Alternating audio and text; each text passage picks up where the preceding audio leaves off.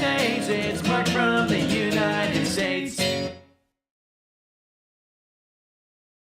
Good morning, good afternoon, good evening, Mark from the States. How we doing today? I am doing fantastic. I hope you are as well. Today, we have Violet. She is here. Hi, Violet. Hey, sweetheart. That's a girl. She, 14 years old. Just the other day was her, well, we don't really know when she was born, but 14 years ago, a couple days ago, is when we brought her home. We got her from the shelter, and man, it's been just a wonderful 14 years, huh? Yeah, she's so excited. Today we're going to look at London's fake buildings and facades. This is from Ventura. Yes, we just did his video on a couple castles just recently. I love his channel, so I please encourage you all to go and like and subscribe and do your thing that you guys do that are so awesome. He has a lot of videos that are very interesting, and I really would like for you to support him. As you know, without the original creators' content, we can't learn and see new and cool things. So hopefully you have not seen this video before, but if you have and you've come back, thank you so much. Let's sit on this big fake couch and take a look at London's fake buildings and facades. Did you know that there are lots of fake buildings in London hiding something else underneath? Well, join me in this video as we show you some great examples of London's fake buildings. We're going to start here at Leinster Gardens. It's the most obvious one, but it deserves to be in this video. So this is 23 to 24 Leinster Gardens in Bayswater, a typical house in an exclusive area of West London. But if you look closely, you can see that the windows are painted on. And if you were to knock on the door, well, nobody would answer, as it's a fake facade. The real reason is it's hiding a ventilation shaft. Just a few meters underneath are the district and circle lines of the London Underground. You can see how they blend in perfectly with the architecture in the area, even sharing balconies and decorations with its neighbours. We're now on Porchester Terrace behind the properties, and as you can see, we have a working underground line just below the surface. This is what they call a cut and cover line. You can also see the 5-foot thick concrete supported wall that holds the building facade on the other side. Wow. So why did they need to do this? Well, back in the 1860s, when the Metropolitan Railway was being extended between Paddington and Bayswater, they would have needed vents every few hundred yards to extract the steam built up in the tunnels from the old steam-hauled trains that shuttled up and down what is now the London Underground. Some of these vents were cleverly situated in already open areas, and some hidden in statues and monuments, as we will see later in this video. But some were more difficult, and as the line passes through this very built-up and affluent area, they needed somewhere to place a vent. So they demolished 2 houses in 1868. Nobody wanted to look at a hole in the ground, so they built 2 front facades of houses, matching the style of the area, and had their giant hole hidden behind them. They've also been a subject for pranksters over the years, leaving takeaway delivery drivers confused when delivering food. And in the 1930s, a hoaxer made a small fortune when he sold tickets for a charity ball at the properties, with guests queuing up outside in their ball gowns and tuxedos, only to be knocking on a fake door. On to our next building. This one isn't exactly fake, but it isn't a full house in the sense of dimensions. The Skinny House, as it's known, is located in South Kensington, just around the corner from the Natural History Museum. This was another victim of the Metropolitan Railway construction, with many houses and gardens in the area facing demolition. After an uproar by the landowner, they managed to reduce the amount of houses to be demolished. However, the original properties on this site, namely 1 to 5 Thurlow Square, were knocked down. Some years later, a local builder saw an opportunity to utilise this triangular piece of land, and with the area being very affluent with artists, he decided to build 7 artist studios.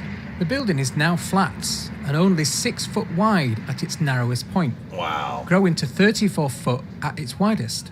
and these days would set you back over £1 million for just a one-bed apartment in the block. Jeez. The Wellington Arch, located in...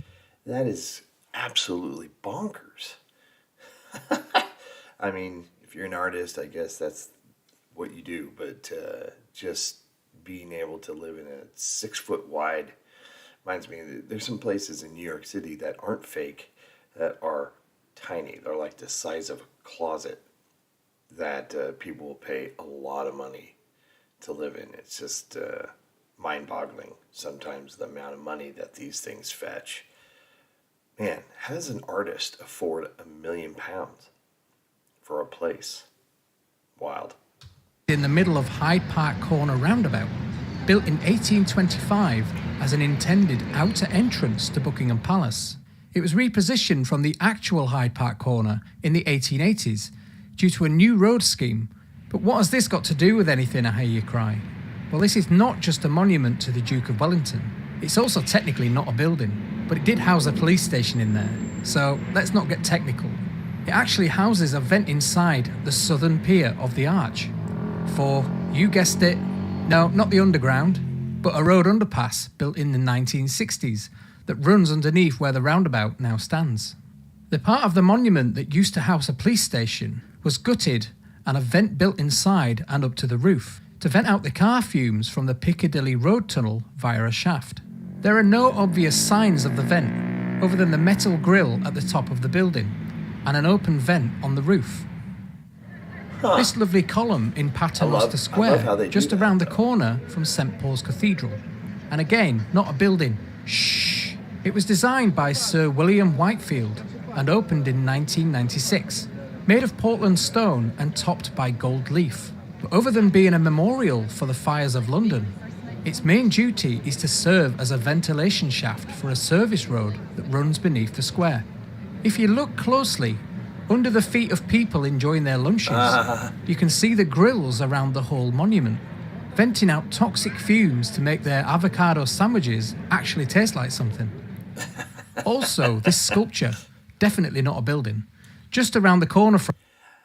I wonder if you can hear any of the traffic underneath if you're sitting there, and or feel the heat coming up if you are just sitting on the steps or something like that. But man, so far, that's brilliant. I love how they're doing that. I wish LA would do that. LA doesn't have anything like that, and it just looks like crap. From it is also a vent for an underground substation. This building, yes, it is a building with actual people inside.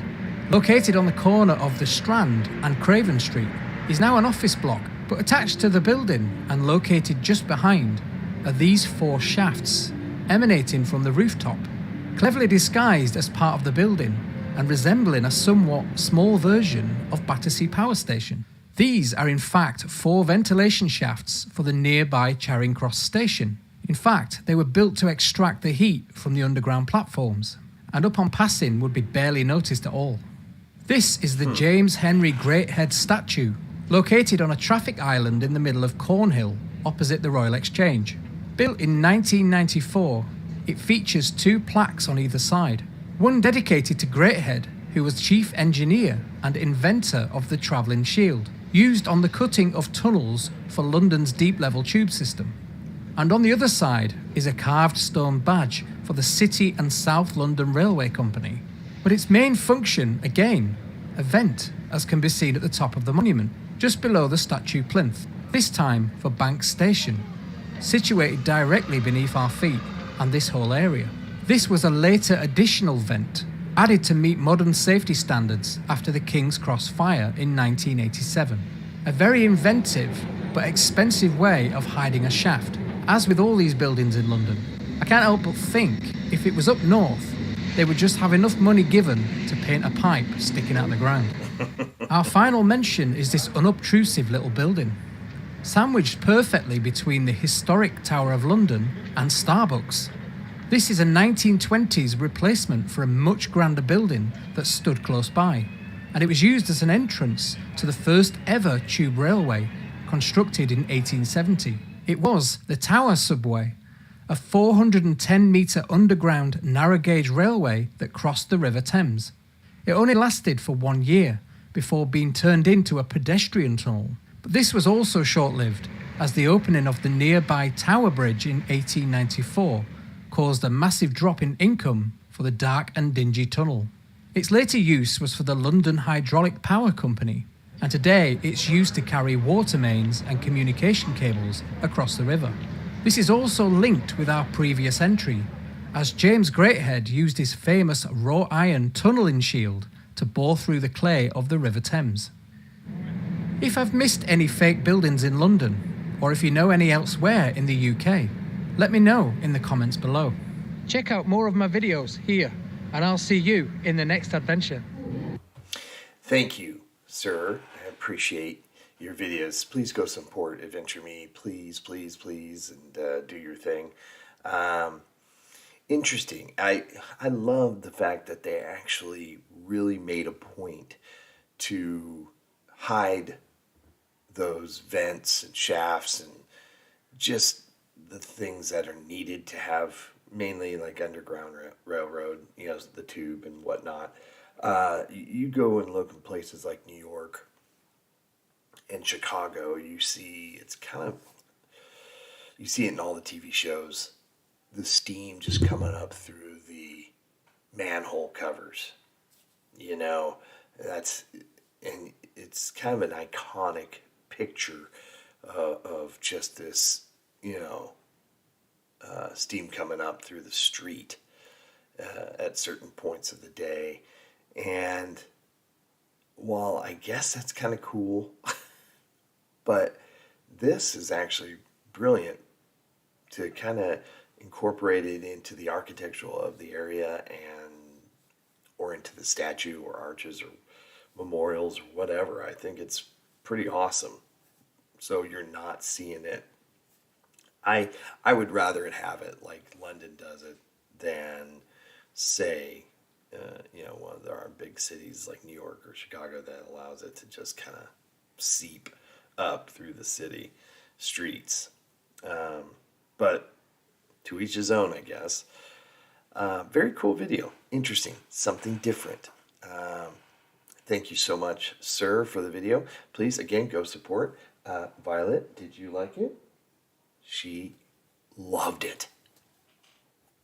Oh, yeah. I can tell. She loved it. Hope everybody's happy, healthy, and safe. Did any of you know this?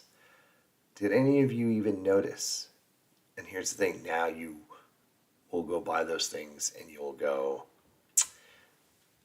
that is fake, or, you know, this has dual purpose. And you'll wow your friends and family with that extra knowledge. So you're welcome. Take care, everyone. We'll see you in the next one. All right. Bye-bye. Mark from the States, Mark from the States, it's Mark. Yeah,